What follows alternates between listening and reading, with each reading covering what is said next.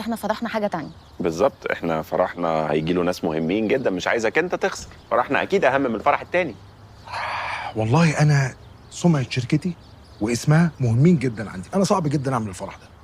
لا، ما احنا بقى نطير بقى الفرح الاولاني ده، هنعمل الفرح بتاعنا. صعب. انت هتخسر، في ناس مهمه. ماشي ثواني، تليفون بس. الو، ايه يا عمرو دياب؟ هو بيقول له عمرو دياب مش عمرو بس. ايه يا حبيبي؟ لا طبعا انسى اعزمك ازاي، كنت هعزمك اكيد. انا بس بعمل برودكاست كده هبعت للناس كلها. لا خلاص ما تزعلش يا حبيبي. لا عمور بقى خلاص، ما بلاش نتكلم في الماضي بقى، انت سيد العارفين. تجيب ايه وانت جاي؟ لا مش لازم، انت مجيتك بس كفايه. مش لازم تجي. مصر يجيب حاجه وهو جاي. لا خلاص يا عمور، خلاص اي حاجه تيجي من ريحه الحبايب. تمام ماشي يا عمور، سلام يا حبيبي، سلام. عمرو دياب جاي فرح، مش عايزك انت تخسر. سامع؟ ما عمرو دياب بيروح افراح كتير عادي. بجد والله؟ طب نعمل في ايه؟ طب احنا ممكن ندي حضرتك الفلوس اللي انت عايزها. والله هي مش مساله فلوس، المشكله ان انا ما ينفعش ارجع في كلمتي خلاص. فرحنا ثواني بس معلش، تليفون تاني. ايه ده؟ مين؟ الو. ايه يا مرموش؟ مين مرموش ده؟ ايه القرف اللي اسمه؟ ايه يا مرموش يا حبيبي؟ الفرح في نفس اليوم اللي بعته لك ده. لا ماتش ايه اللي هيبقى وراك اذا كان جوارديولا نفسه جاي؟ هتقول لي ماتش؟ تعالى مع مو بقى في نفس الطياره. ماشي مستنيك يا حبيبي. عايزين هاتريك بقى كمان الماتش الجاي. يلا سلام سلام. ده مرموش بتاعنا؟ مرموش بتاعنا كلنا يعني. اديك سامع، مش عايزك انت تخسر. سامع؟ صعب يا جماعه، صعب والله صعب. كيمو موبايلك بيرن. موبايل ده رقم سعودي، اكيد رونالدو. انا ما قلتش لجورجينا يا كيمو. ما قلتيش لجورجينا؟ ايوه. لا كده رونالدو يزعل. كده انا هزعل، ما قلتش جورجينا. لم ايه فهبقى جورجينا جاي، نلغي بقى الفرح ده ونحضر ده جورجينا. صعب صدقني صعب. طب وبعدين الراجل ده نعمل فيه ايه؟ ايه ده؟ برايفت نمبر؟ ترى مين؟ الو. يا فندم، تحت امر سعادتك. ايه؟ لا ما كنتش عايز اشغل معاليك، بس عارف ان مشغوليات حضرتك كتير، ما بعتش لحضرتك، بس كنت هبعت ميعاد الفرح والله. حاضر يا فندم، تحت امر سعادتك، تحت امر سعادتك. مع السلامه. نسيت اعزمه وقفش جدا. مين يا كيمو؟ سليمان عيد. سليمان عيد نفسه؟ خلاص مدام سليمان عيد تمام، انا تمام.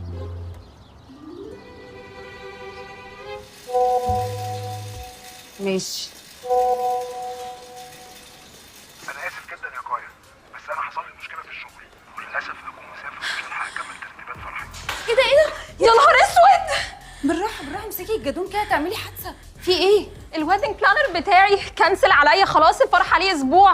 اعمل ايه دلوقتي؟ ولا اي حاجه، تهدي خالص، لان انا اصلا خطيبي ويدنج بلانر. تعالي، هو اصلا هنا في الجيم. مش قلتي ان خطيبك دكتور؟ ما هو ويدنج بلانر ودكتور، طب بديل يعني. تعالي انا هقول لك القصه دي.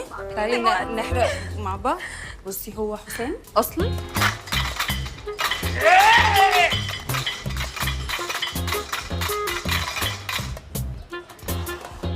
بالراحه عامله دوشه. ايه؟ بالراحه عامله دوشه، بعدين اصلا ما بتتلعبش كده.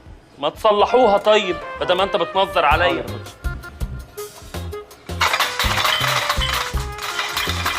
ايه؟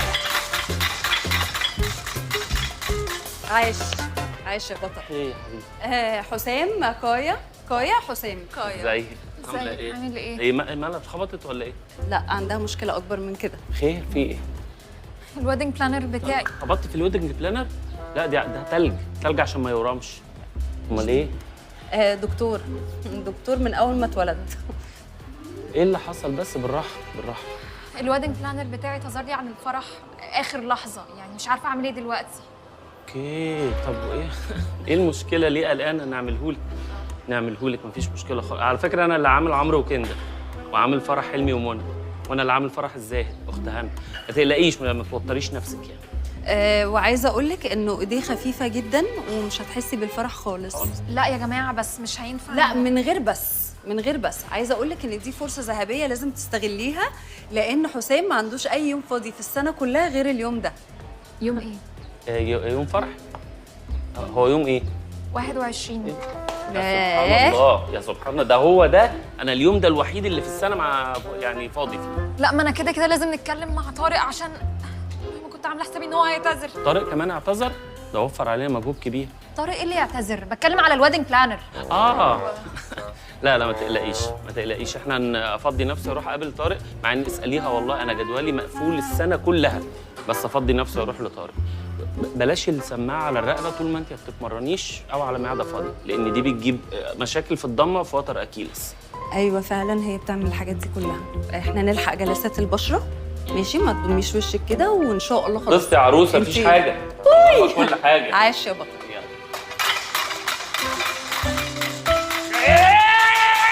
حلو قوي. اديك الف مبروك بقيت الويدنج بلانر، يعني طلباتك مطاعه. عايز ايه؟ احنا محتاجين فكره نبوظ بيها الفرح. طب انا عندي فكره. خليكي انت بقى للاخر يا سما. حد عنده افكار تاني؟ انا كمان عندي فكره يا حسام. انت اللي قبل الاخير. كريم ايه؟ كريم ايه؟ افكار؟ ما عنديش افكار، ما هم قالوا لك عايزين يقولوا، ما خليتهمش يقولوا ليه؟ انت مش مدير اوتيل يا ابني، عندك قاعات افراح وبيتعمل عندك فرح كل يوم في الاوتيل. يا عم مدير اوتيل ايه؟ صلي على النبي، وانا شفت الاوتيل ده من ساعه ما اتسحلت معاك في مشاكلك دي. اوتيل؟ فين ايام الاوتيل وعز الاوتيل؟ خلاص اقول لكم انا فكرتي. قولي. عجبني حماسك. ايوه عشان انا تخيلت حاجه. انا تخيلت ان احنا لو شغلنا مثلا اغاني متضاربه في الفرح ممكن تعمل ما بينهم مشكله، يعني اللي هو اغاني تلقيح على بعض، زي مثلا ايه؟ دي عيله واطيه ونصابه، دي بتعصب قوي. قصدها مين بالعيله دي؟ اكيد عيله طارق. عايزه تبوظي الفرح بحماده هلال؟ مش شرط يعني حماده هلال، لو اديتني اسبوع ممكن افكرك في اغنيه تانيه. كابتن، انت ناوي تكمل الجوازه دي؟ قدر. خلص موضوع كايا وخش على دي، بعتها لي انا فوق، انا هتصرف معاها. بتقول لك ايه؟ تقول لي عروستك زي القمر. سلم لي عليها بالنبي. بتبوسك. وانا كمان. سام راني عندها فكره. ماشي قولي. مكسوفه ولا ايه؟ بص، انت بقيت الويدنج بلانر، فانت ممكن تدخل العاب ناريه فنولع في القاعه فالفرح يبوظ. دي مجنونه، دي عايزه تولع في بنتي، قول لها ان انا هقتلها. فكره حلوه قوي قوي، بس هي مش عايزه تقتل بنتها، يعني هي عايزه تبوظ الفرح بس. يا كابتن حسام، عشان خاطري اسمع كلامي وركز مع طارق، اعرف عيوبه ايه، واول ما كده تعرفها هي من نفسها هتبقى عايزه تسيبه. لا طارق ده احنا ما نعرفش حاجه عنه، لا عايش فين بيشتغل ايه طارق ده؟ حرامي حرامي حرامي حرامي يا كلب. راجل. كابتن العدل.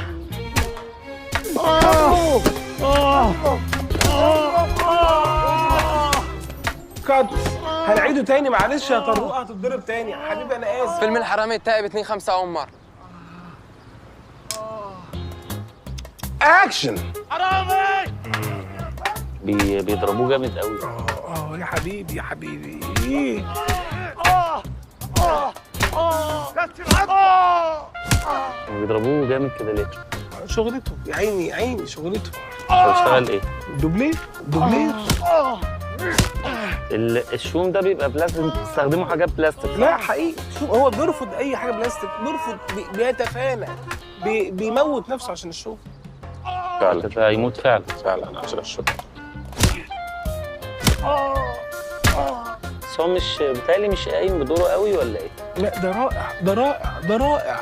بسم الله عليك. بيعدوا عليه بنات بقى في اللوكيشن وكده؟ خالص، عمري ما شفت له بنت. مواعيده مش ملتزم مثلا او بيجي قبلي ب3 ساعات، بيجي قبلي بيمشي بعد، انا بمشي اوردر بيمشي، يفضل قاعد 3 ساعات ويمشي، ما اعرفش ليه، غريب قوي. 3 ساعات غريبه جدا. كات. هنعيده تاني معلش يا طروقه، هتتضرب تاني حبيبي، انا اسف حبيبي يا طارق. ما بيعترضش؟ طيب انت ليه كل مره بتنزل انا اكتر؟ من الضغط اللي انا فيه والله. طب انت حضرتك قلت كات هم لسه بيضربوه. ايوه، ما عشان بس هو ما بيحبش بيقول لك افضلوا اضربوا فيا لحد ما نصور تاني عشان ما يبردش يعني. ايوه هو نرف عيب. طب واحد فيه عيب. هتصدقني ولا هتفتكرني؟ يا سيدي عيبه الوحيد بشرته دهنيه، بس دي مشكلته. طب هو ده شويه؟ يا بشرته دهنيه دي تبوظ الجوازه؟ مش عارف، ممكن كنام تتمسك اكتر بالموضوع. احنا لا طارق اقعد بقى بنتكلم. مش سوري والله. احنا كده ما عندناش حاجه نقولها لباكينات. هنظبط معاه بقى، نشوف وهو يخلص بس العلقه اللي هو فيها. ولا عيب؟ عيبه ايه مثلا؟ عيبه انه طيب، عيبه انه نظيف، عيبه انه شيك. لا خلاص، خلاص لو التصوير بيتعبك بلاش. لا نفسي انام ولا احضر المشهد ده، انام كده ولا اشوف طارق بيتضرب، بس لازم احضرها. هو انتوا معلش سوري والله، طبعا انتوا اخواتي. تبع ايه؟ جهه انتاجيه. طبعا اهلا بحضرتك. انا جهه انتاجيه يا ريس. اهلا وسهلا. تبع احمد الجندي. ده حبيبي، ده احمد، ده حبيبي، ده احمد. هو تبع احمد الجندي. وحضرتك تبع مريم الجندي. دي ست الكل. طبعا منورين الدنيا. الله يخليك. منورين الدنيا. انتوا بتخلصوا لما بيموت ولا بتقولوا؟ لا بقول هو بيتعتق، ما هو ده دبلير. طب معلش ممكن تقول كات هنا؟ هم غالبا مش سامعين، الواد بيطحن. كات يا طارق. طب حد يقومني يا جماعه، حد. ألف سلامة عليك، أنت واخد الموضوع بضمير قوي. سلامتك. الله يسلمك. كويس يعني دراعك بقى أحسن؟ أنا تمام. لا الحمد لله كويس. يا جماعة دكتور. لا دكتور إيه حضرتك؟ مش مستاهلة، ما تغرمهمش، الموضوع مش مستاهل. تغرمهمش إيه يا معلم أنت؟ أنا بلم بسرعة يعني، تمام الحمد لله. يعني إيه بتلم بسرعة؟ يعني من كتر الضرب بقى جسمي اتعود على بالليل كده، هتلاقيني بقيت زي الفل. هتقفل الجروح يعني. ما عرفتونيش حضراتكم مين؟ ماشي كلام خدنا. انا حسام الويدنج بلانر، يمكن كايا كلمتك. حضرتك كريم الاسيستنت. منورني والله. الله يخليك. تشربوا حاجه بقى يا ابو فيه؟ بس يالا. ماشي يا حبيبي، خلاص براحتك، خد وقتك. هو قال بس يالا؟ ما انا برضو غلطان، ندهته في وقت مش مناسب. لا على فكره انت يعني المفروض يبقى ليك موقف عن كده يعني. هو غلبان، انا كمان هاجي عليه. طب بقول لك ايه، واضح المكان هنا مش مناسب، ما تيجي نروح اي مكان ناخد درينكين كده ونتكلم في تفاصيل الفرح. يلا ونخبط. خمره؟ ايوه. لا انتوا فهمتوني غلط، انا ما بحبش الخمر. ما بتحب ايه؟ بحب كايا. اوكي. طيب لو المكان مش مناسب، انا ليا واحد صاحبي هنا ليه كباريه كده، عنده كبا مخور يعني. تيجي نروح مود لذيذ، نقعد نتكلم في تفاصيل الفرح. وبرضه هو انت حابب يلا بيه، احنا شباب زي بعض. لا ما هو انا اصل الكباريه ده انا بشوف في التلفزيون، لا انا مش بحب الكباريه. طيب نكلمه في تعديلات الفرح. طيب ليله اللي قبل الفرح بقى، توديع العزوبيه دي بتاعتنا بقى، ملعبنا دي. بشوفها على النت. لا في اللايف حاجه تانية والله العظيم بقى. انت بس عايز تجرب يعني. قولوا ماشي. نجيب لك بنات بقى ورقص ودنيا. بتحب بقى الجزء بتاع روسيا فوق ولا البرازيل؟ بتحب البرازيل؟ لا انا بحب كايا. دي فين دي؟ مش عارف. ايه كايا ايه؟ لا إيه؟ دي خطيبتي كايا. ايوه خطيبتك كايا برضه بتحب كايا؟ بحبها. طب بقول لك يا معلم، تاخد سيجاره؟ لا شكرا ربنا يخليك. لا ما هي مش سيجاره عاديه، محشيه مخدرات. يلا. لا مخدرات ايه؟ شباب زي بعض مش هنقول. لا حضرتك انت فاهمني غلط. انا ما بحبش اصلا، ما بحبش السجاير، ما بدخنش اصلا. انا ما اعرفش انت بتحب ايه طب في حياتك؟ انا ما بحبش اعمل اي حاجه غلط في حياتي. امال بتحب ايه؟ بحب كايا. يا اخي ملعون ابو، ما تخلينيش اغلط بقى. ما تخلينيش اغلط. الله يسامحك. لا يلا نسيبه. يلا نمشي. طب اوصلكم. ما كفايه ادب بقى واخلاق بقى. ايه ده؟ الطريق بس بيقولوا بس بقى لسه سامع. طيب عشان تبقوا فاهمين، باكينام دي ست متسلطه جدا ورايها من دماغها وما بتقتنعش بسهوله، فاحنا لازم نمثل كتله عليها كده وضغط عشان تقتنع، احنا الثلاثه مع بعض. ماشي؟ سما، عايزك افوري سنه في الاداء، بلغي عشان تصدقك. اديها من العالي. اديها من العالي. مسرح. هتقلبيها مسرح؟ نقلبها مسرح. بوكيه. يعني ايه بوكيه؟ اي كلام بيتنطط. يعني ايه؟ معناها ايه بوكيه؟ دي مصطلحات في الفن. كريم عارف هتعمل ايه؟ بوكيه برضو؟ ماشي. جاهزه انده لها؟ لا استنى، اديني دقيقه بس البس الشخصيه. طب اطلع بره؟ يا ابني هتلبس على الهدوم عادي. لا عادي عادي. ثانيه. طلعي بشله. لا دي. لا مش دي. خلاص انا جاهزه. باكينام تعالي عايزينك. نعم. يلا هذا مبالغ فيه. مدام باكينام. سامع. ثانيه واحده يا حسين. واللي قدام حضرتك دي انا عايز اقول هي مش. ثانيه واحده يا حسين. مظلومه. وهي عايز اقول ارجوكي ثانيه واحده يا حسين. سيبي بنتك هي اللي تختار.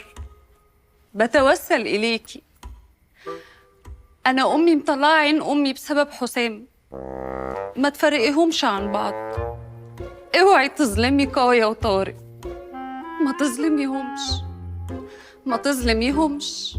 ما تظلميهمش. ممكن اقول حاجه بقى؟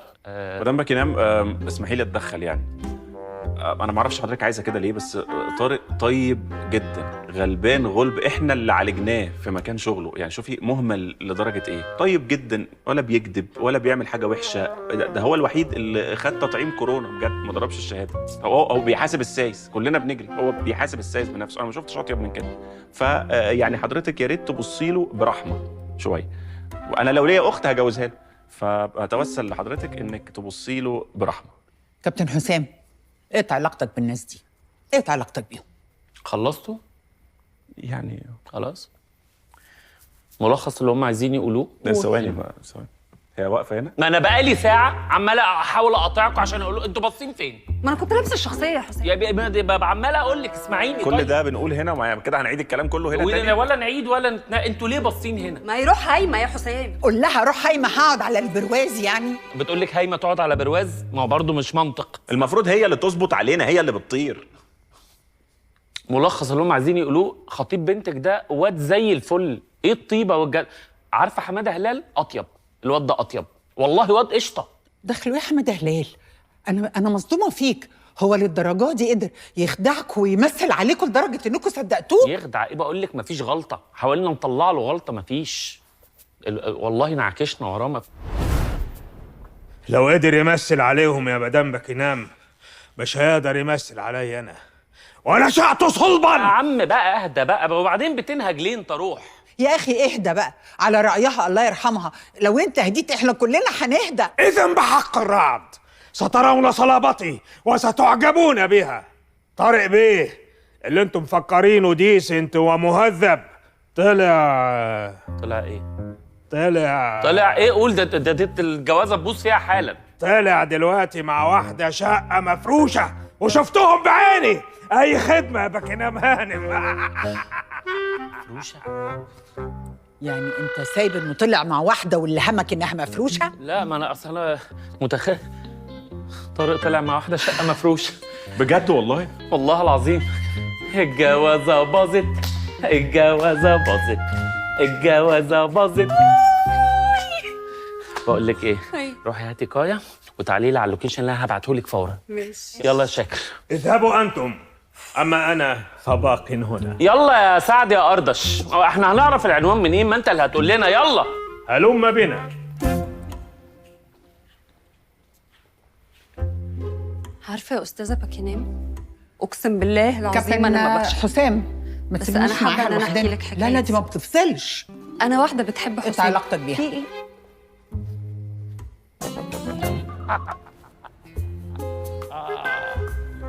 كابتن خش، تعالى خش خش.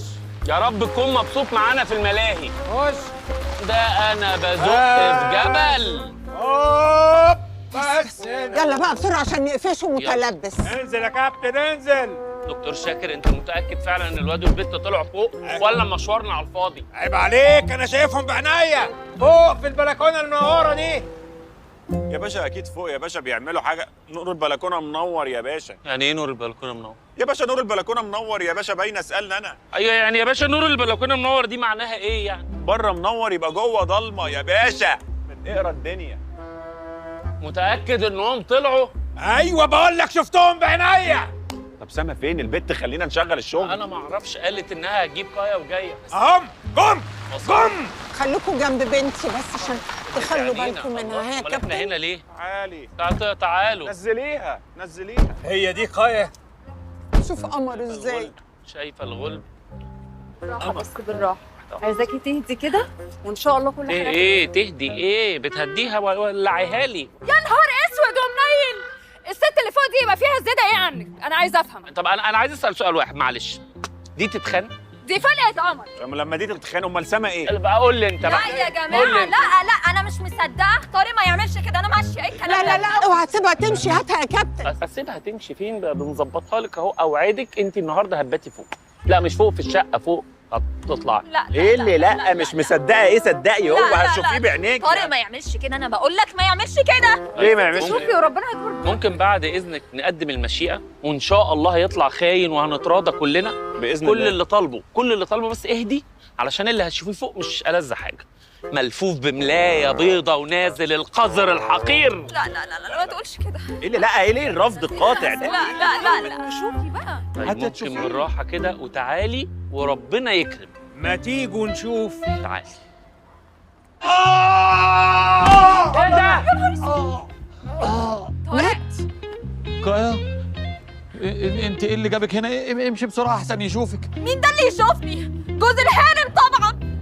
وبعدين ايه الروب اللي انت لابسه اللي بتخوني بيه ده؟ ده روب تخوني بيه؟ مش بتاعي والله. بس يا ابني اخس كله.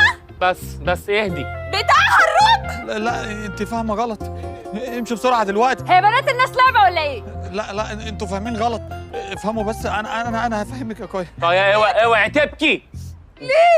ليه تعمل فيا كده؟ يا دموعك دي غاليه. ده كلب. ده كلب. امشي دلوقتي، ما ينفعش تشوفيني بالمنظر ده. ليه هشوف ايه تاني؟ امشي دلوقتي. امشي. كلب. امشي يا كايا.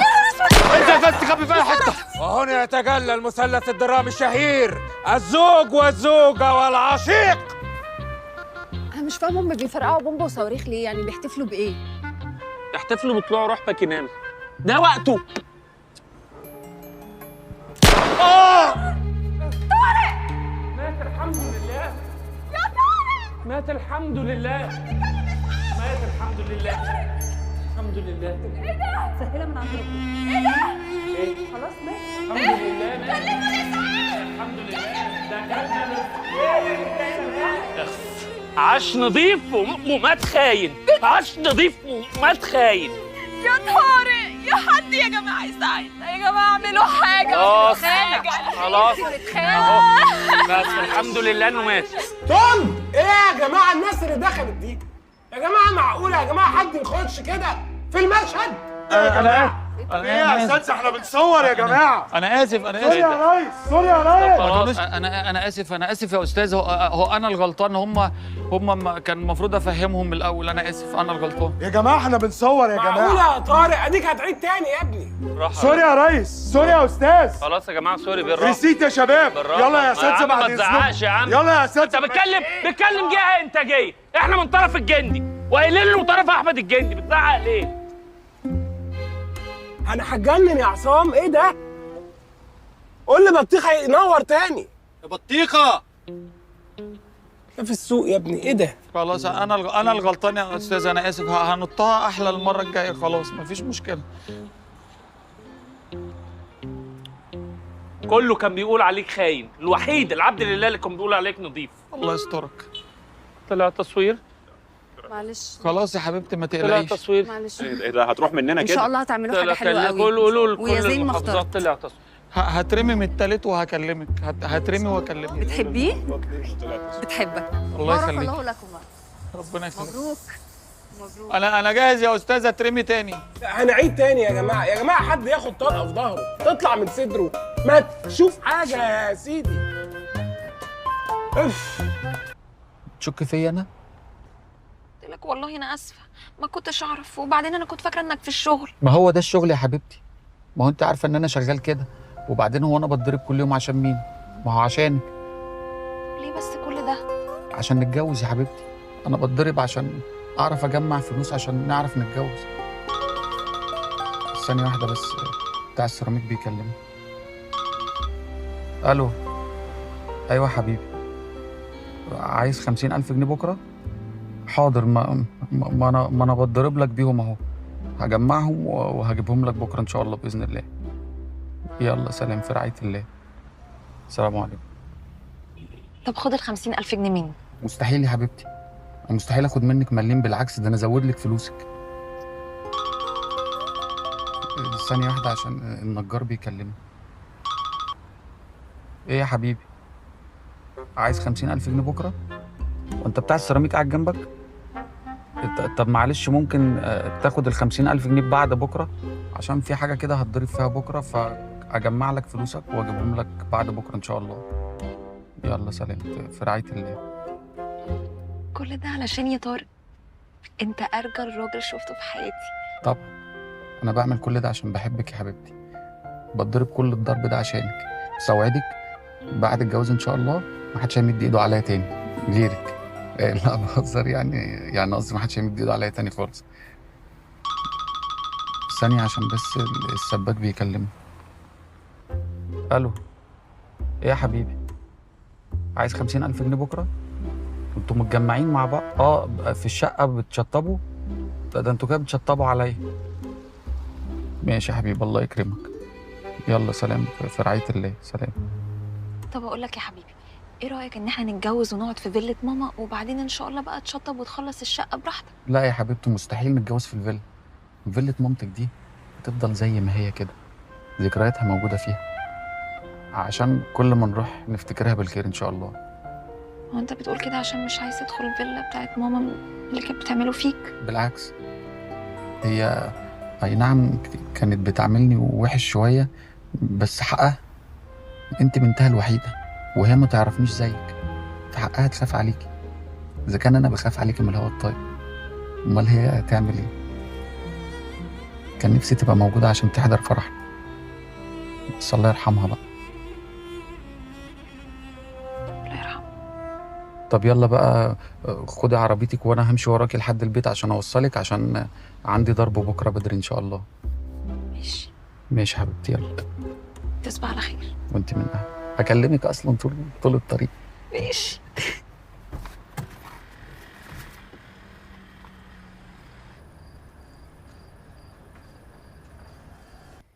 والله بقى انا هتجنن والله العظيم، مش عارف نعمل ايه.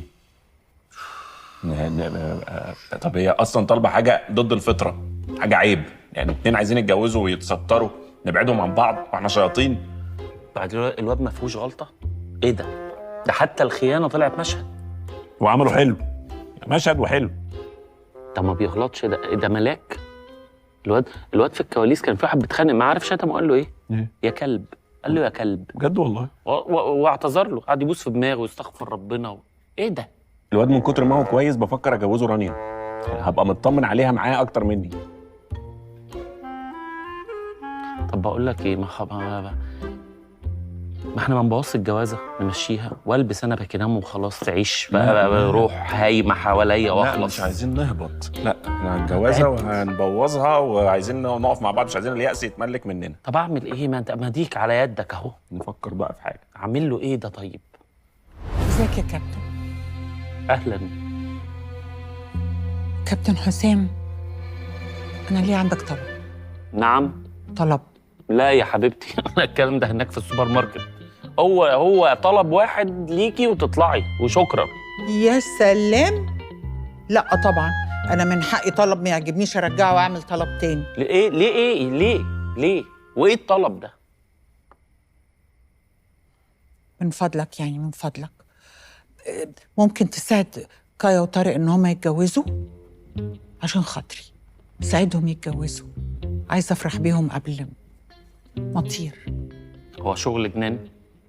ليه؟ ايه اللي حصل خلاكي عايزاهم يتجوزوا؟ اقول لك بصراحه، وجودي كروح اداني فرصه اسمع حاجات ما كنتش عارفه اسمعها وانا عايشه.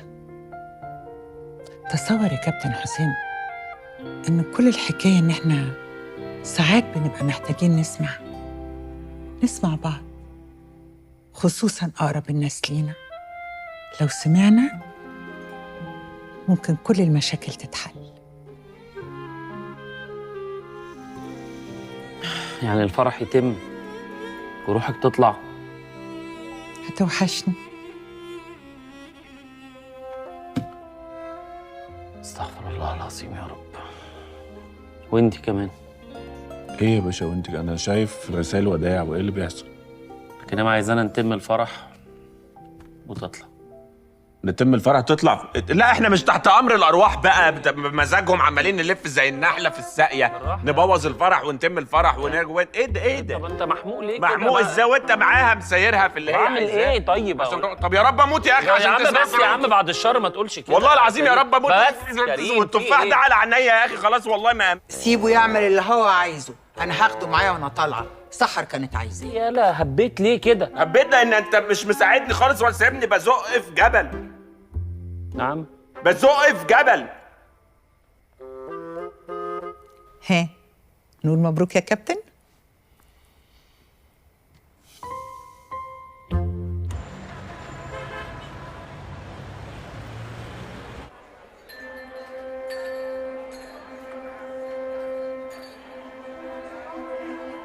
افردي ظهرك، ارفعي راسك، ابتسمي، امسكي فستانك كأنك سندريلا. لازم تبقي عارفة انك زي القمر، وما تزعليش ان مامي مش معاكي. مامي كانت بتحبك قوي قوي.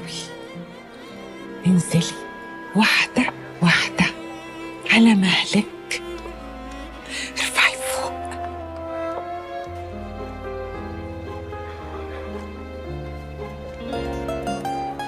الله الله يا ام كايا، طلي بالازرق، طلي يا زهرة نيشان. الله يا حسام، انا نفسي قوي اعيش لحظه زي دي. يا سما ما تفوليش على طنط بقى.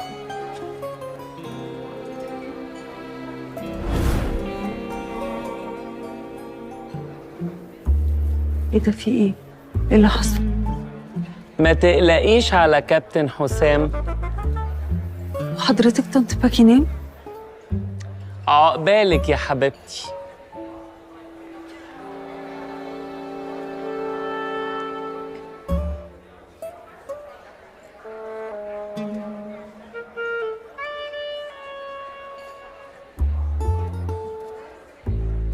هتوحشيني يا كايوسكيتا.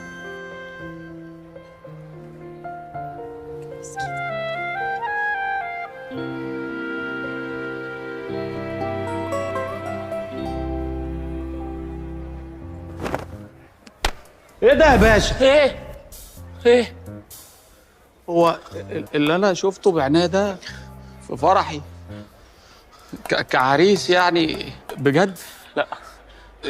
انت حضنتها؟ ونشأت صلبا. حضنها حلو يالا. لا حضرتك والله فاهم غلط، الموضوع فيه لبس، مش لبس سوء تفاهم، فيه لبس. هفهمها لك. هو الحضن برضه كان لبس. انت عارف انا كان قدامي 1000 فرصه اعمل اللي انت عملته ده وما عملتوش، وكانت اسهل من كده بكتير. دي لما هيصه انا كنت انا وهي لوحدنا وشقه هو في المقطم واسمنا بنوضب ملناش حاجه، وما عملتهاش. عارف ليه؟ ليه؟ عشان انا راجل. امها ماتت. لا تقول لي مفيش فرصه احسن من كده. دموع شلال نازله من عينيها وشبه كانت هتترمي في حضني. عملت انا ايه؟ جبت امي تحضنها. عارف ليه؟ عشان حضرتك راجل. طب ينفع بقى يا راجل بعد التعب والشقى اللي انا شقيته ده تيجي انت تحضنها بسهوله كده؟ حضرتك انا الويدنج بلانر بتاعها. هو انت عشان شغال شغلانه بالانجليزي تستبيح ومحارمنا عادي كده؟ انا قلت الفوتوغرافر بس هو اللي بيشوف كل حاجه، وده بيشوف بس من غير ما يلمس. والله اللي حصل ده اوت اوف ماي هاند. قول بقى كلام بالانجليزي عشان اترمي في حضنك انا كمان. هو انت فاكرني ايه بقى يالا؟ وجعتك يالا؟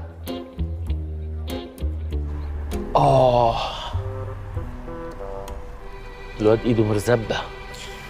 راح خد قلبي وراح، خد املي وراح، خد من ايامي كل الافراح. مش خلاص يا عندليب؟ مش خلاص؟ خلاص يا كابتن حسام، أسدل الستار على حكاية شاكر وبكنام في أرض الأحلام. ولا كان في حكايه ولا زفت، ده محض خيالك انت بس، ما كانش في حاجه.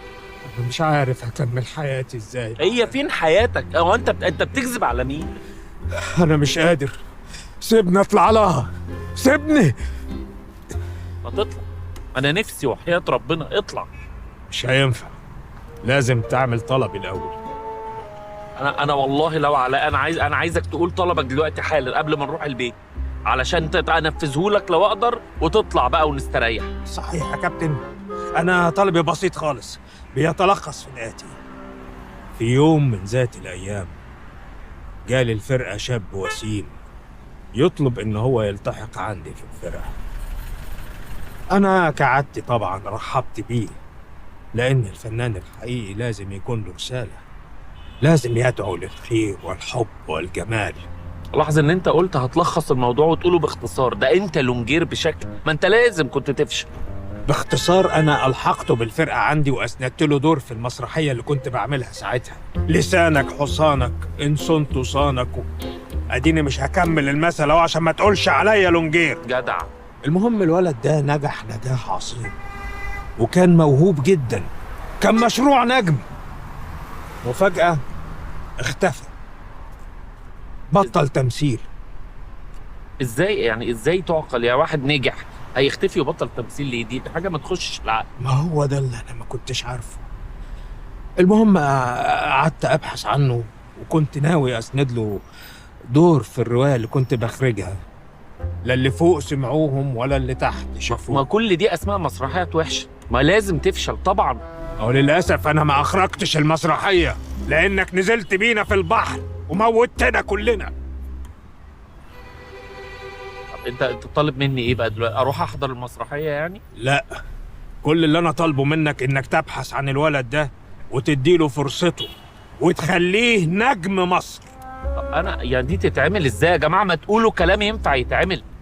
يعني ادور عليه واديله فرصته ماشي، اخليه نجم مصر اعملها ازاي دي؟ قول لي. هو ده طلبي، عبد الرحمن الساعاتي يبقى نجم مصر. واجيبه منين بقى؟ سيزفت عبد الرحمن الساعاتي ده. انا عارف هو بيشتغل فين، نروح له بكره بالليل. انا بزق في جبل. علي انا جيت هلو في حضوري مفيش صوت عشان اشوفك ايدك فوق، كل اللي شفته قالوا عني جامد موت. ولا ولا ولا ولا ولا ولا ولا ولا ولا ولا ولا ولا ايه ده؟ لا مش هينفع كده. يلا يا جماعه كله يقوم يرقص. يلا هو ده اللي جوه ده. في جوه المحل؟ جوه الغوريلا. جوه الغوريلا؟ ده الشاب الوسيم اللي جالك عشان يمثل؟ ده وسيم؟ لا، هو بس متقمص الشخصيه. حبيبي بيفكرني بنفسي لما كنت بشتغل في مسرح الطفل. اشتغلت 15 سنه، ما كنتش بعمل غير يا شجره يا حمار. يا عم ما تقولش على نفسك شجره بقى. بس ربنا كرمني بعد كده وعملت دور البغل. يلا بينا، يلا عشان ننزل نكلمه. هننزل خلاص؟ يلا. احلى عليا دلوقتي احسن، اللي لسه بتنسى واللي اشترانا اهلا، واللي علينا اترسم ما يجيش تاني احسن. عشان اتبسط واعمل اللي في نفسي، وقت ما ابدا اكتب صفحه في التاريخ باسمي وتكتب الاستاذ عبد الرحمن الساعاتي. ايه يا عم ده يا عم ده؟ لو عايزين افتتاح بره كومباوند ب 200 جنيه، افتتاح جوه كومباوند ب 1000 جنيه، افتتاح صاحب الكومباوند ب 2000 جنيه وبابات ليله. احنا بلاش حماس الغوريلا ده ياخدك، احنا مش جايين، احنا مش تبع اي كومباوند، احنا عايزينك في موضوع تاني خالص. ايه يعني عايزين طهور؟ اللي جايين في طهور. انت بصيت لي كده ليه؟ يا عم لا مش يا عم مش طهور، احنا جايين لك من طرف الاستاذ شاكر الطويل. ما تقولش الاسم ده قدامي تاني. استنى بس يا ريس. لا حول ولا قوة الا بالله. عبد الرحمن، عبد الرحمن انت كويس؟ الحمد لله. ايه اللي حصل بس؟ مات. مات. شلبي والباندا رجعوا لورا. مات. ما تتخضيش خالص. لا ما تتخضيش. يا نهار ابيض ده ايدك تلج. هو اللي طلع قدام العربيه. ما هو غلطان طبعا. طب اعمل ايه طيب؟ هاتي رقمك انا هطمنك على طول. مش من الشيخ زايد برضو؟ ايوه لا لا لا. الحيوانات ورا عشان النفس. انت كويس؟ اهلا بالعيد. ما انت كده مش كويس. طيب طب اعمل ايه؟ طب اوصلكم؟ طيب اوصله؟ لا احنا ممكن تودينا، انا بس هنخلص معاك. يا محمد يا حمائي، انت يا ابني مش خاطب يا بتعمل ايه؟ انا بشوف الوضع كله. اسعاف يا جماعه، اسعاف. هو كده هيسمعوك يعني؟ اسعاف. الطويل يا ابني ما تستفزوش بقى، اقصر ولا حاجه. ما جيتش جنبه. شاكر الطويل. ما تقول شاكر يا شاكر عم. الطويل. الحقونا يا جماعه، الغوريلا بتروح مني. يلا بسم الله الرحمن الرحيم. العياده البيطريه في الناحيه الثانيه، الناحيه الثانيه. لا بيطريه ايه ده؟ مش بصي يا حاجه، ده بني ادم من بني ادم. الاخر كده يعني، ذكر ولا انتايه؟ ستي بقى في كفايه عبث بقى. الدكتور فين؟ اخر الطرق يمين. بقول لك ايه يا اخويا، هي دي حادثه عربيه؟ برافو برافو برافو برافو. يا دكتور ايه الاخبار؟ طمنا. اطمن مفيش كسور. الحمد والشكر لله. انت فصيلة دمك ايه؟ هو فصيلة دمه ايه يا جماعة؟ ما هو بيقول لحضرتك اوه ماي جاد، فصيلة نادرة. ساعة كده ويخرج بالسلامة. شكرا يا دكتور، تعبنا حضرتك معاك. احسن يا عبد الرحمن؟ الحمد لله. ايه ده؟ ايه ده؟ انا فين؟ الله يخرب بيوتكم. في ايه؟ فين راس الغوريلا راس غوريلا ايه؟ اللي انا كنت لابسها؟ ايه ده؟ يعني دي راسك انت؟ يا حلو يا سيدي ما انا اعذرني، انا هي تحير برضو. وديتوا راس الغوريلا فين؟ فين الغوريلا فين؟ مش عارف، تقريبا في العربيه، ما تقلقش. في العربيه. شفت قد ايه موهوب وبيدور على التفاصيل. من ساعة ما شفته وافتكرت مسرحية القرد كثيف الشعر. انا سايب بطاقتي رهن يا جدعان. يا نهار اسود، في ايه؟ البدله اتوسخت. بدله ايه اللي اتوسخت؟ احمد ربنا انت كنت هتموت. قلت ايه؟ مش مهم، المهم البدله تبقى كويسه والغوريلا تبقى زي الفل. يا سيدي الغوريلا زي الفل وانت زي القرد اهو، كله تمام. المهم بس اسمعني، اهدى كده. احنا جايين لك من طرف شاكر الطويل. ايه ده؟ ما تقولش اسم الغبي ده قدامي. ما تقولش انت الكلام ده قدامه. سيبه انا مسامحه، اكيد وقع على دماغه مش دريان بيقول ايه. طيب انت عايز ايه دلوقتي؟ قول لي. ارجع الغوريلا. ماشي هنرجع. وانت بتبص لنا كده ليه؟ الغوريلا دي بترجع فين طيب؟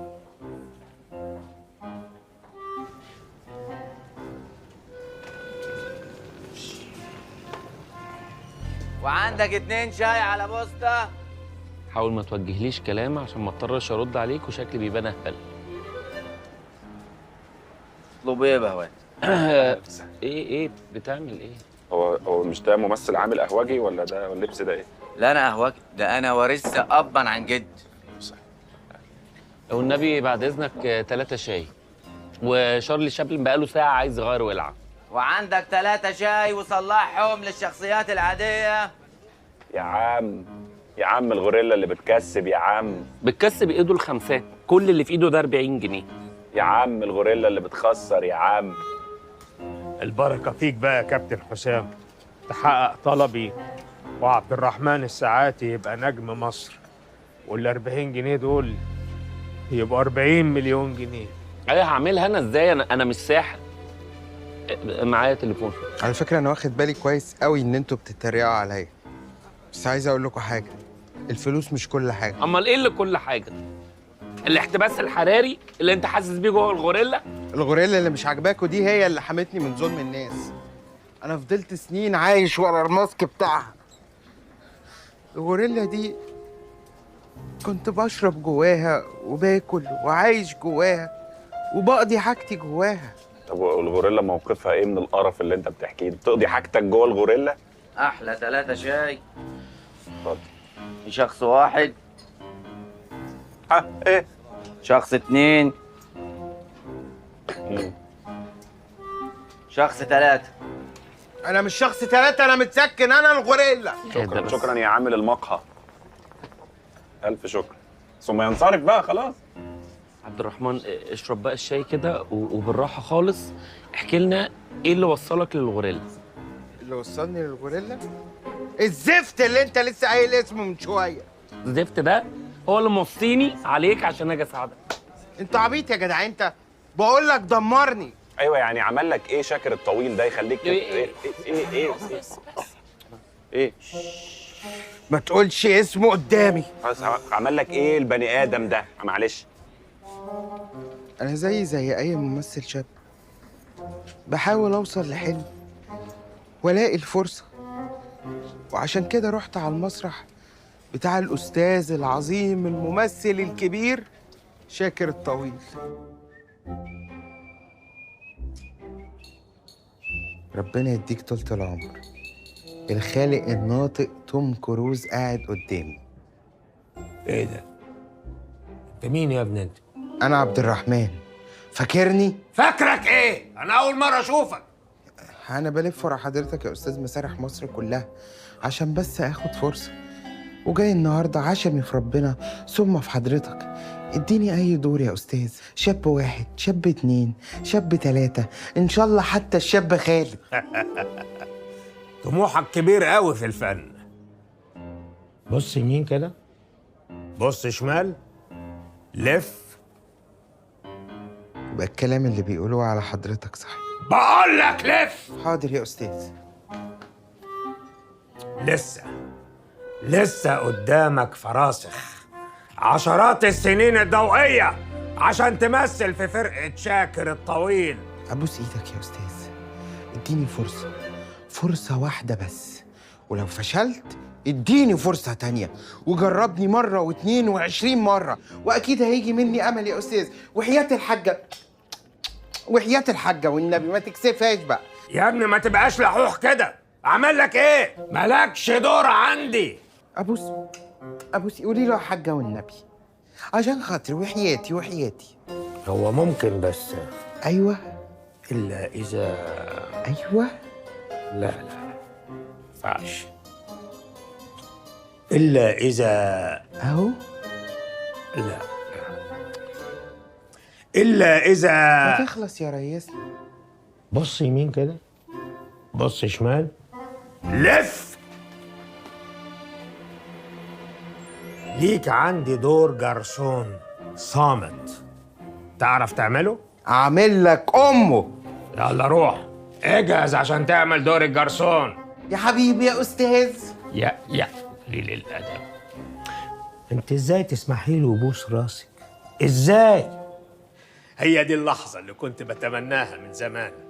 الماء والخضره والوجه الحسن، كده مش ناقصنا غير العصير. يا جرسون، العصير. ايوه جاي. هو مفيش جرسون في الكافيه ده غيري؟ واحنا في قهوه بلدي، الله يحرقك.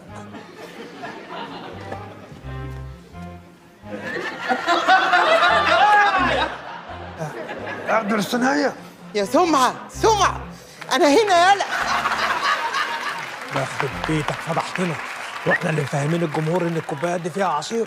اقدر الصنايع. حاضر. اطلع بره.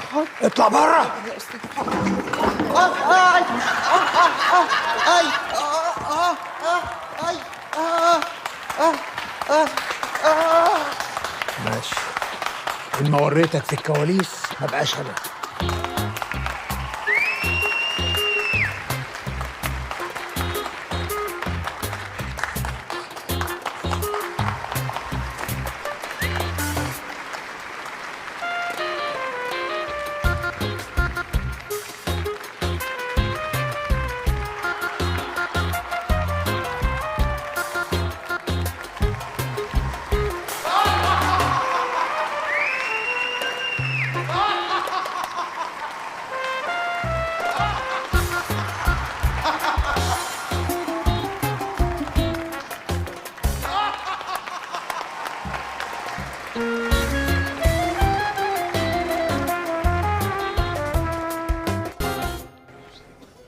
بس اهو كده رجع من الفلاش باك. الحمد لله على السلامة. شفت بقى يا كابتن حسام ان انا شغلته وساعدته؟ طيب يا عم، طب ما الراجل ساعدك اهو، انت بتشتغلنا بقى ولا ايه؟ هشتغلك ليه؟ انت شايف ان هو كده ساعدني؟ لا بس خلاص لا ما تعيطش. اهدى خلاص يا معلش عروسه، ممكن منديل كاتب الكتاب ولا اي حاجه طب نمسح له بيه بس الدموع. اهدى بقى راحه. طيب خلاص. طيب بقول لك ايه، احنا برضو قاعدين في قهوه كلها كاركترات وشخصيات واحنا لابسين عادي فشكلنا غريب جدا. ايه رايك نطلع على البيت عندي نقعد براحتنا كده وتتكلم معانا وتحكي لنا اللي حصل من الاول؟ يا ريت والنبي عشان الاصابجي ما نزلش عينه من علينا من الصبح. ماشي، بس على شرط. ايه؟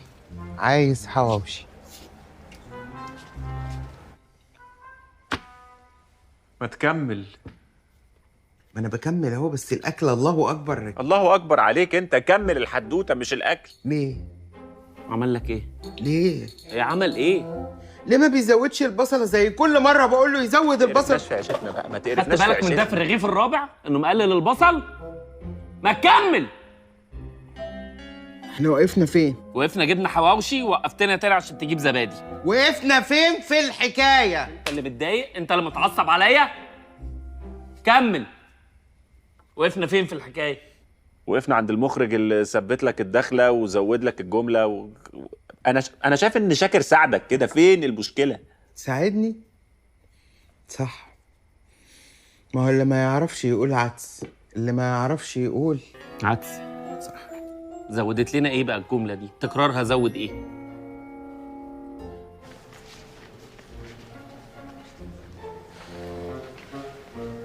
انا هوريك يا صرصار. مشكلتي ان هو نفس مني في نجاحي. ازاي ابقى ناجح وازاي الناس تحبني؟ وعلى رأي المثل العين ما تكرهش الا اللي احسن. كفايه بقى يا خالتي بقى، ما كفايه بقى. قول يا ابني ايه اللي حصل بعد كده؟ اللي حصل بعد كده ان هو وعدني انه هيديني دور كبير، دور عمري، دور الغفير ابن ستيتا. اصلي الغفير ابن ستيتا. ما كفايه عبط يا ابني بقى. ريكو مين؟ وايه دور عمرك في الغفير ابن ستيتا؟ ده الغفير ابن ستيتا نفسه ملوش دور في الحياه ولا في المسرح. يا حضرة العمدة، يا حضرة العمدة، الحاج يا حضرة العمدة. ازيك يا علي يا سمعي؟ شفت انا بقيت فين يا علي؟ يا دي سمعة، ده اللي كل مسرحية بيجي لك. عايز ايه يا ابن ستيتي؟ الناس واقفين بره. ايه؟ نسيت الكلام ولا ايه؟ واني لحقت اتكلم يا جنازتي العمدة؟ انت كمان بترد عليا وانت بتتلعثم يا غفير، يا غفر المسرحية. انتوا يا غفر المسرحية. اوامرك يا جناب العمدة. سامع بيقولوها ازاي؟ يا جناب العمدة، مش يا جنازة العمدة. ما عادي يا عمدة، غلطة وهتعدي عشان الناس. لا، مفيش حاجة هتعدي في الكفر ده من هنا ورايا. دلوقتي يا غفير واحد وانت يا غفير اتنين، زميلكم غفير تلاتة جاله داء التلعثم. تفتكروا نسيبه كده يعيش وسطينا عشان يجيلنا داء التلعثم احنا كمان، ولا نقتله؟ نقتله جنابك. مش هينفع يا عمدي، ده أنا لسه داخل، أنا لسه عندي كلام كتير، لأنني اللي هحل اللغز كلاته لما أنت لا مؤاخذة تجيب الشمعة وتشيط. اسكت كتحش وسطك. إيه؟ هتحرق المسرحية للجمهور؟ لا يا سيدي، ما تحملش هم لغز المسرحية، في اتنين غيرك أهو ممكن يحلوه. يلا كل واحد يديله طلقة من بدقيته وخلينا نخلص. اللي هيقرب مني هفرتاكه. اضرب.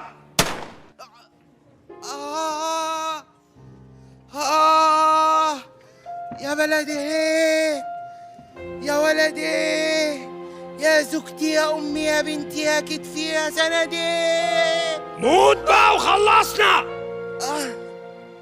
خدوه علقوه على مدخل البلد عشان يبقى عبرة لكل ممثل، قصدي كل غفير اتلعثم قدامي،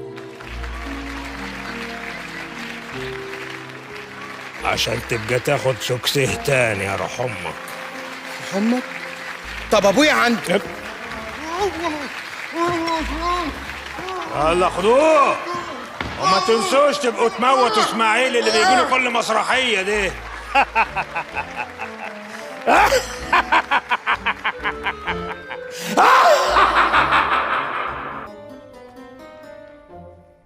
حاجه، انت ربنا ينتقم منك يا اخي. يا اخي ده كان يوم اسود يوم ما شفتك. كابتن حسام، هو ده طلبي.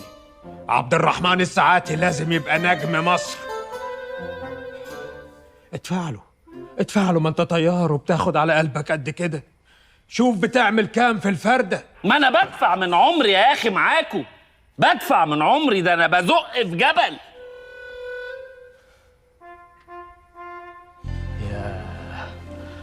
وحشني المسرح قوي،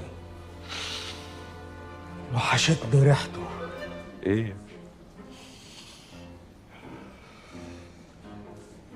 لا، انا خايف اطلع احرج نفسي. خايف تحرج نفسك ايه يا حبيبي؟ احنا جايبينك من غوريلا، هو في احراج بعد كده؟ انا لو اتحركت مش هقدر اقاوم. انا مش معلش احنا جايين نقضي مهمه ونمشي. ايه ده؟ بس انا هستناكوا بره، معلش. هستناكوا بره يا عم يلا يا عم، اسمعوني بس، هستناكوا بره. ايه رايك؟ هو في ايه بقى بالظبط؟ انا عايز افهم بقى، ده ايه ده بقى؟ ده عيد ميلاد دي بقى، ولا دي رحله، ولا وده ايه؟ ده حادثه عربيه ده ست وده ولا ايه؟ احنا بروفه دلوقتي يا استاذ صبحي. بروفه ايه؟ انا مش شايف اي بروفه بتحصل. معلش يا استاذ صبحي، والله احنا بس كنا لسه بنريح شويه وهنكمل اللي بنعمله. صح بالظبط كده. بتريحوا شويه.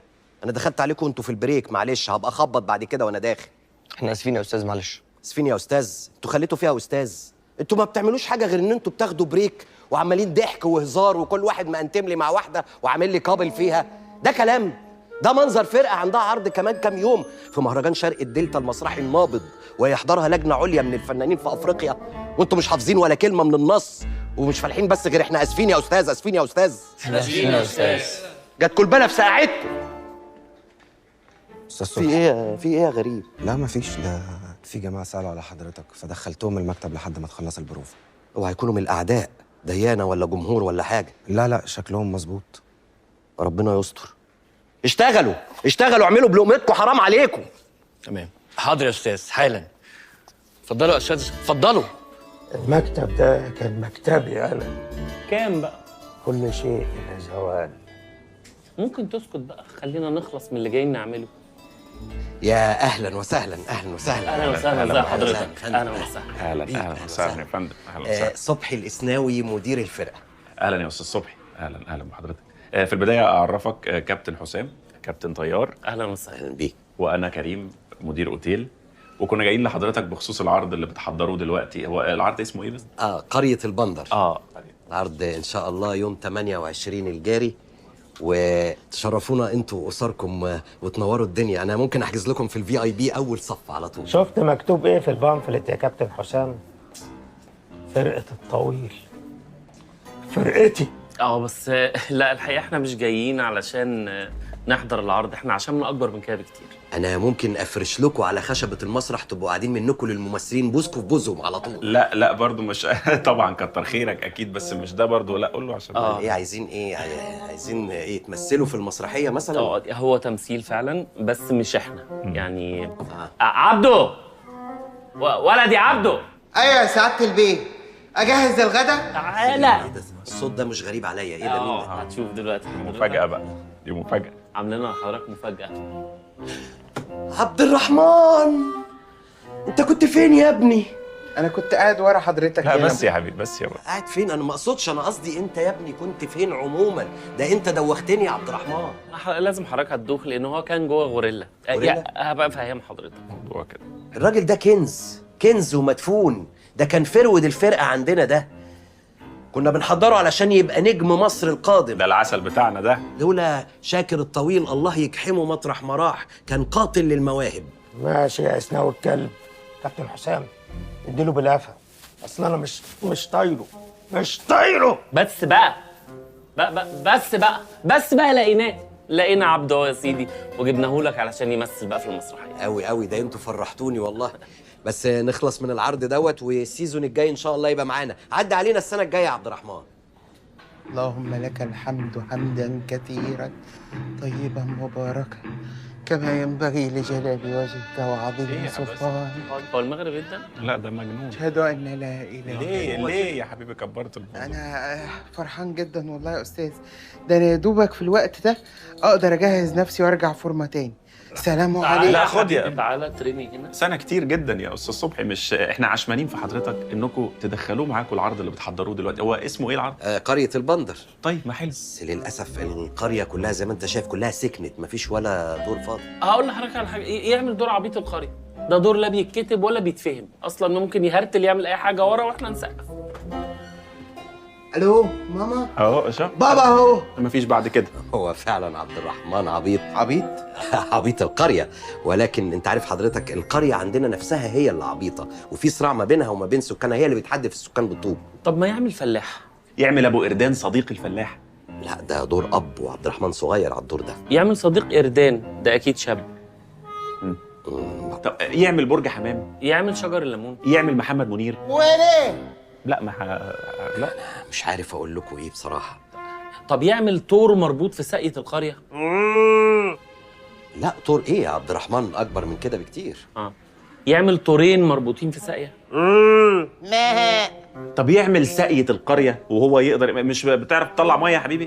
حلو. ايه تعمل ايه؟ لا معايا ازازه ميه هنا انا خارمها. خلاص تمام. بصوا انا في فكرة كده كنت بفكر فيها، وممكن عبد الرحمن يساعدني.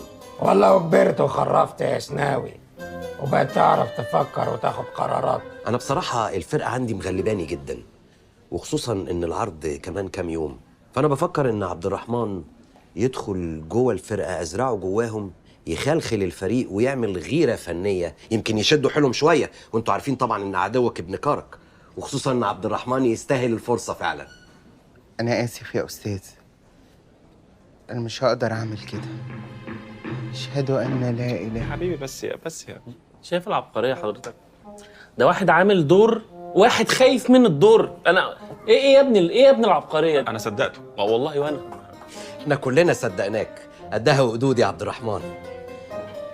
اتفضل يا سيدي. يا مامي. ايه يا حبيبي؟ ايه يا بابا؟ في ايه؟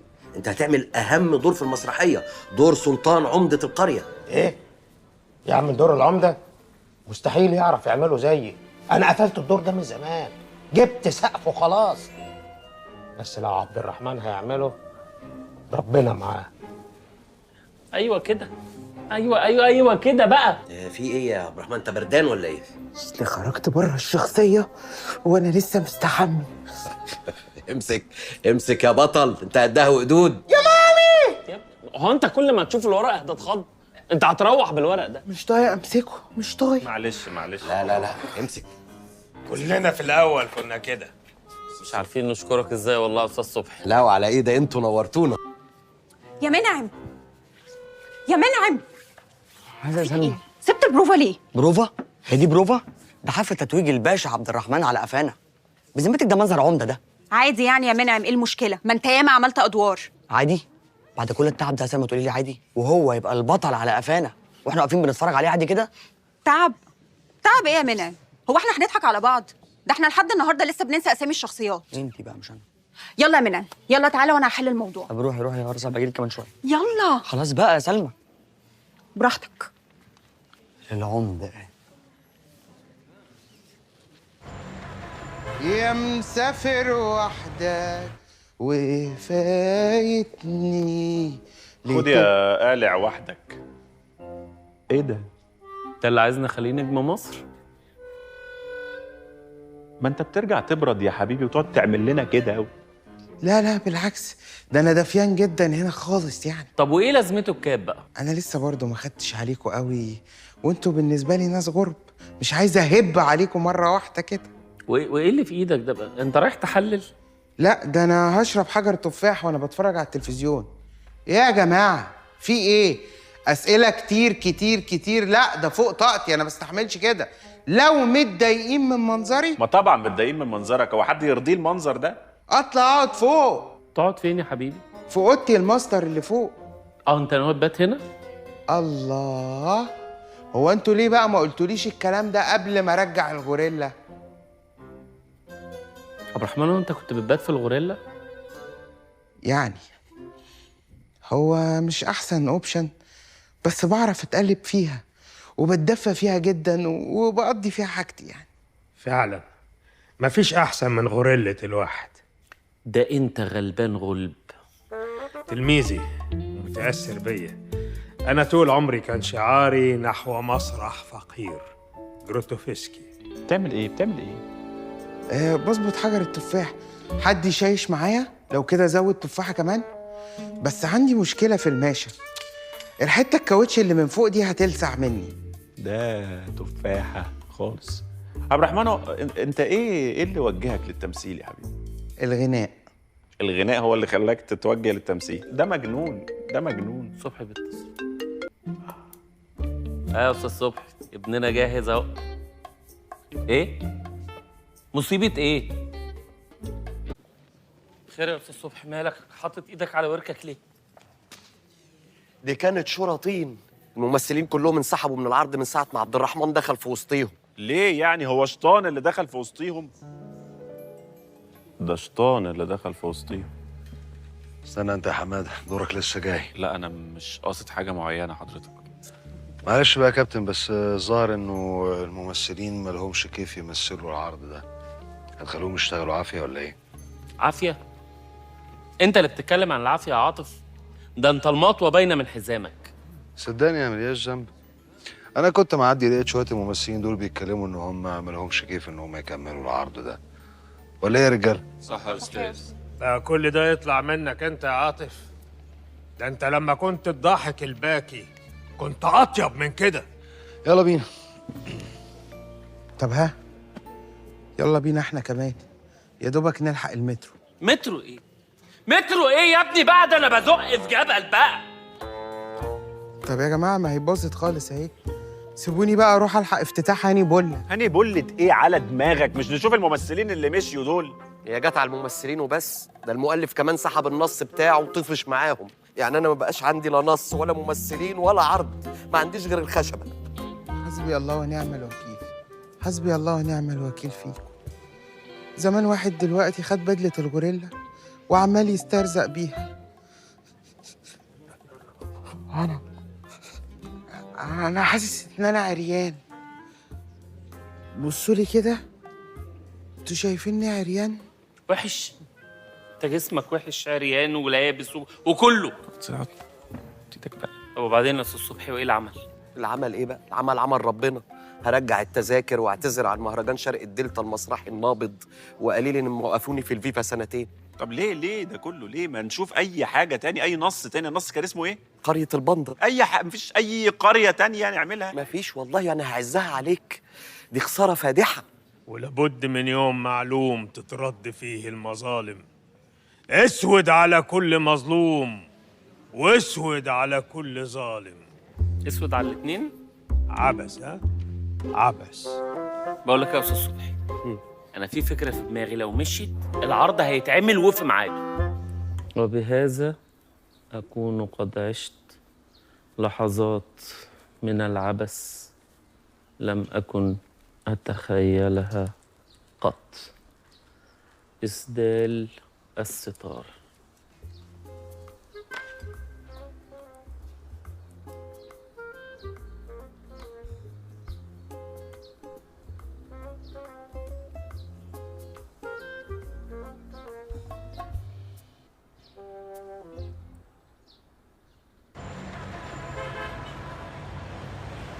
هو فين؟ اهو قاعد في البنوار. بنوار؟ هو اي فتي وخلاص، انت اسمه ابو الانوار. هو الكشك ده اسمه بنوار. مساء الفل. عندك كروت شحن؟ انت قاعد كده ليه؟ الراجل ده المناديل بتاعته تحفه. انتوا بتتريقوا في المصيبه اللي انا فيها دي؟ يا عم مصيبه ايه؟ انا مش وعدتك ان الورق هيكون عندك في ميعاده؟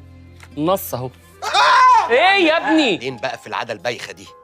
انت كل ما تشوف ورقه هتصرخ. كويس جدا. ادوني بقى كده اسبوع امخمخ فيه واقراه على رواقه وارد عليكم. اسبوع ايه؟ العرض بعد بكره. صباح الفل. هو كده طول عمره لونجير، مش ناقص حاجه. شكله نص فعلا. انا موافق، اتكلوا على الله، انا واثق فيكم. المهم ان احنا نعرض. اهم حاجه نفضل محافظين على المركز الثالث مناصفه. تالت مناصفه؟ يعني يا ريتهم في التالت لوحدهم كمان. حبيبي احنا هنحتاج بس خشبه المسرح نعمل عليها بروفات من هنا ليوم العرض. بروفات ايه؟ انا ما يهمنيش البروفات، المهم نعرض البروفات بعدين. عبس. لا ده خلصان خالص. تمام، احنا تمام. عرض، مسرح، كواليس، بناطيل، شوايات، جمهور، تصفيق، سمعة.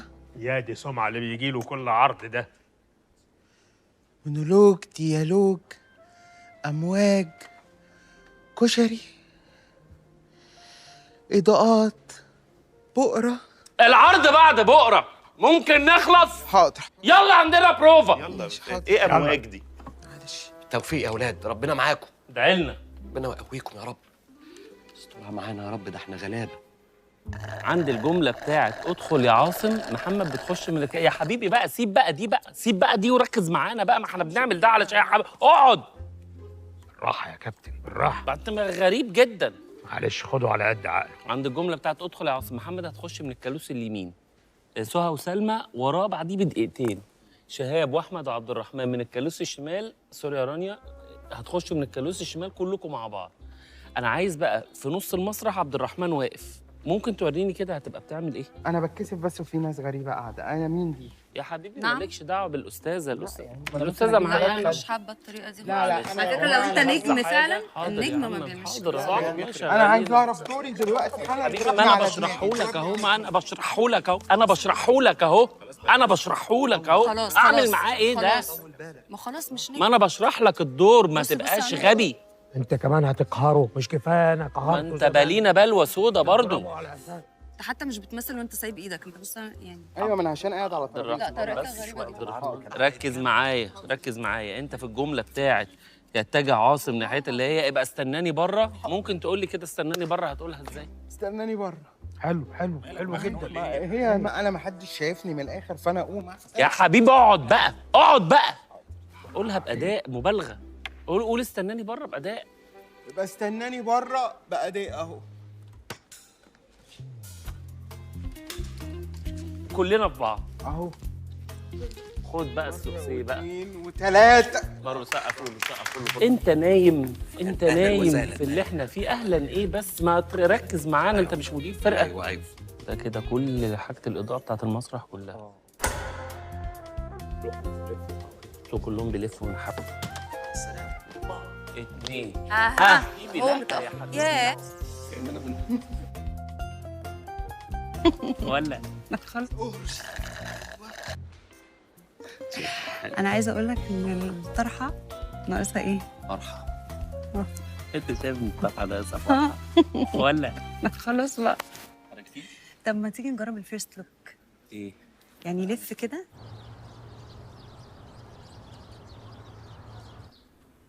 يا ابني أيوة جاهز جاهز، جاي أهو.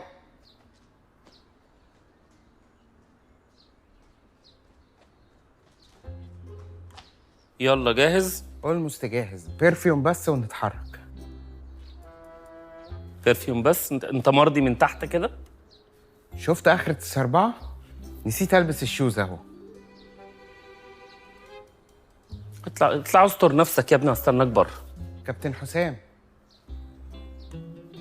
ممكن أعرف أنت ليه بتعمل كده معايا؟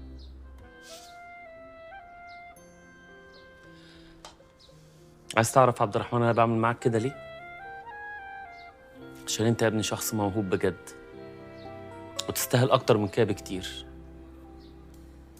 طبعا ده الرد التقليدي اللي انت مستني تسمعه، لكن الحقيقه انا مضطر اعمل حاجات غصب عني مش مقتنع بيها علشان اخلص واستريح، وما تسالنيش اكتر من كده علشان انا ما عنديش رد. شكرا. شكرا يا بابا حسام. اطلع البس يلا، اطلع البس يلا. بابا حسام، بابا حسام.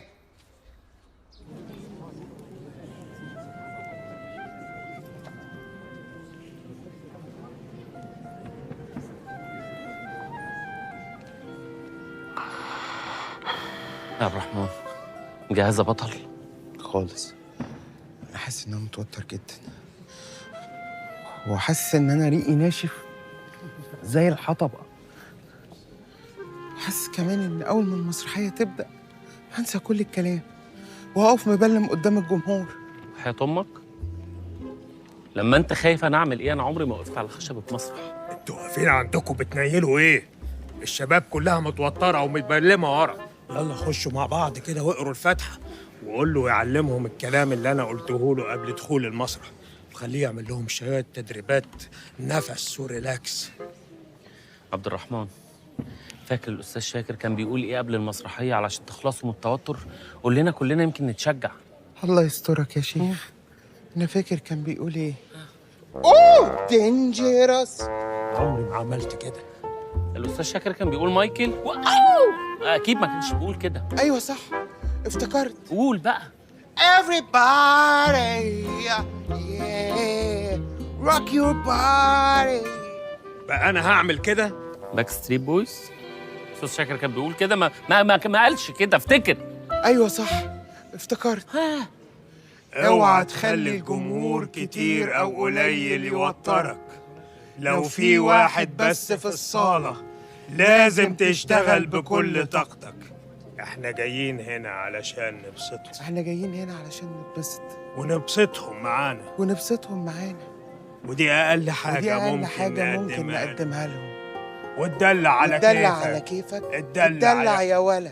اهو كان في اغنية بس انا مش مجمعها. وبعد العرض لو كلنا عملنا ليلة كويسة كلكم معزومين على كشري. هو ما قالش كده على فكره، انت بتجود. ها اتفضلوا يلا. يلا تعالوا عشان نقرا الفاتحه كلنا. يلا نقرا يا الفاتحة. رب. يا رب ان شاء الله. بسم الله الرحمن الرحيم. يلا حطوا ايديكم كلكم.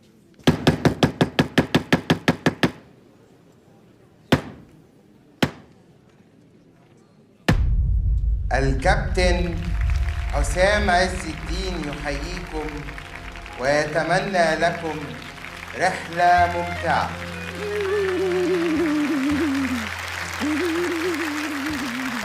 ايه اللي بيحصل في الطيارة ده؟ يا رب حنن قلبي طيارتي عليا. يا رب في ايه؟ الحمد لله.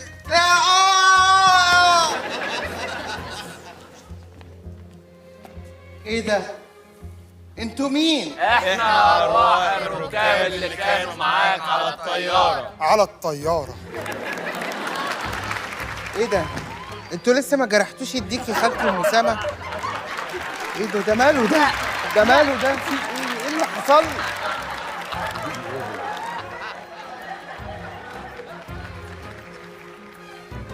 يبقى نخرج ونفرفش ولا نقعد في السرير باصين للسقف؟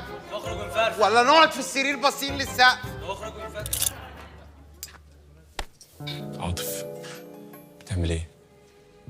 اعذرني في المسكة يعني. عاطف، انت لو عايز تبوظ المسرحية عشان ترجع لرانيا صدقني مش هو ده الحل. وبعدين حسام عمل كتير عشان ينفذ لكم طلباتكم. اكيد ده مش هيبقى جزاؤه يعني. تقولي حاجة انت؟ يا عاطف، حتى لو كريم سابني انا مش هسيبه ومش هرجع لك. انا بحبه. كريم ظهر في حياتي في وقت كل الناس كانت بتقول يا رانيا يا شمال، وطلعني من حاجه انت كنت السبب فيها. انا الموضوع ده عندي مقفول، وصدقني انت مش هتستفاد اي حاجه لو المسرحيه دي باظت. انا عارفه ان انت طيب وجدع ومش هتعمل كده.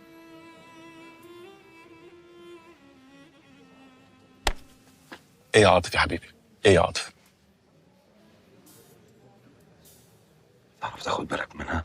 في عينيا وانت في عينيا.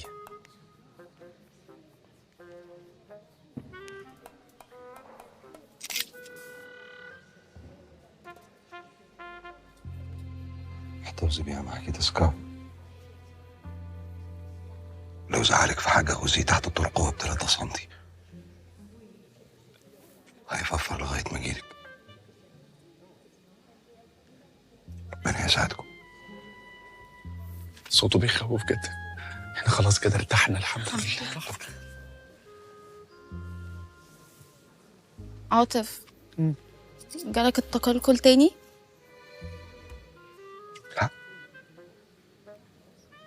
المرة دي في مكانها. لا ده مجنون. أنا طالب منك إيد جدتك إسرار هانم. طب هتعملها ازاي؟ وانت بقى عايزه ايه يا باكينام هانم؟ انا نفسي احضن بنتي يوم فرحها. طب ودي اعملها ازاي بقى؟ احضنها انا مكانك ولا ايه؟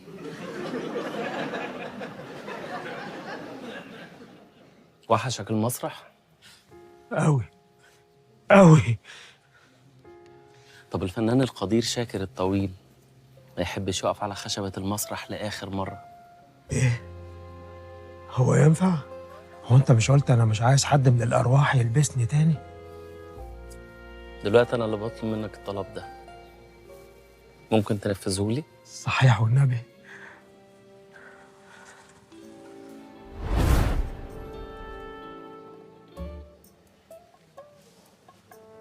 وانت كمان طلبك ايه يا عم شاكر؟ أنا طلبي سهل خالص.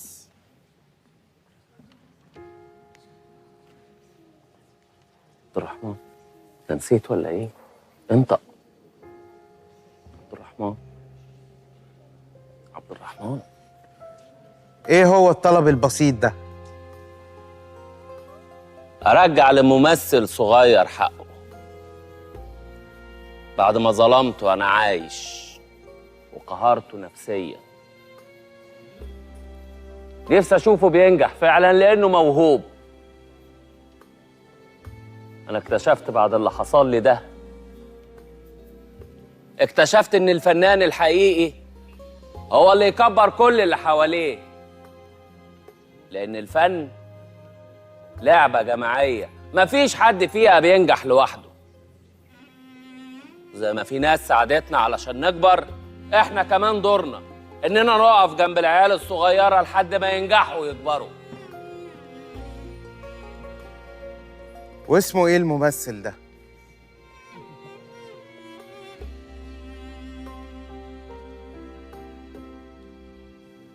عبد الرحمن الساعاتي.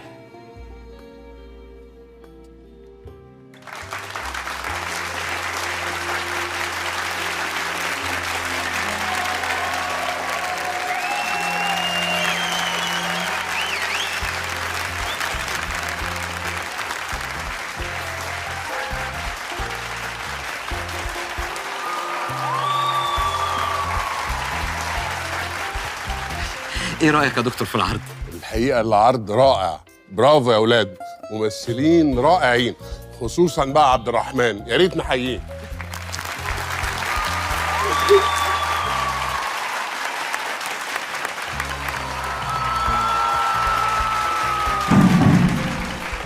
معلش يا جماعة، أنا حابب أشكر بعض الناس يعني اللي أثروا في حياتي.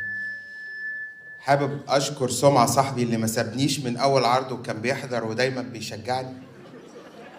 وحابب أشكر الدكتور أشرف زكي على ثقته الكبيرة فيا وإن شاء الله تكون قدها. وحابب أشكر بقى حد أنتوا ما تعرفوهوش خالص، الكابتن حسام، اللي لولاه ما كنتش وقفت وسطيكوا النهارده ولا كنت مثلت من تاني. وبشكر شخص مش موجود معانا بس روحه حوالينا في المكان، الأستاذ الفنان الكبير العظيم الأستاذ شاكر الطويل. الأستاذ شاكر هو اللي علمني أصول المهنة، هو اللي علمني أمثل إزاي وأقف على المسرح إزاي، علمني الصنعة كده زي ما بيقولوا. الراجل ده قد إيه كان عظيم، لأنه زي ما علمني علم ناس كتير غيري. فيا ريت يا جماعة كلنا نترحم عليه. الله يرحمك يا أستاذ شاكر.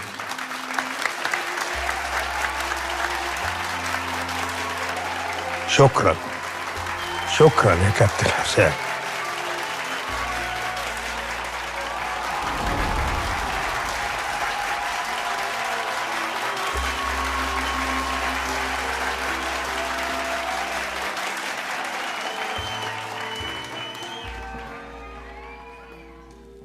الحقيقة أنا عايز أشكر ناس كتيرة قوي، يمكن هم مش موجودين معانا دلوقتي، لكن لولا وجودهم في حياتي أنا ما كنتش هبقى موجود وسطكم النهاردة. الناس دي علمتني حاجات كتيرة جدا، أهمها إن الإنسان ما ينفعش يعيش لنفسه بس. علمتني أهمية دورنا في حياة بعض وكمية الانبساط اللي الواحد بيحسها لما بيساعد حد محتاجها. أنا بشكرهم فعلا من كل قلبي، وبتمنى لهم دلوقتي يكونوا مبسوطين وروحهم مرتاحة.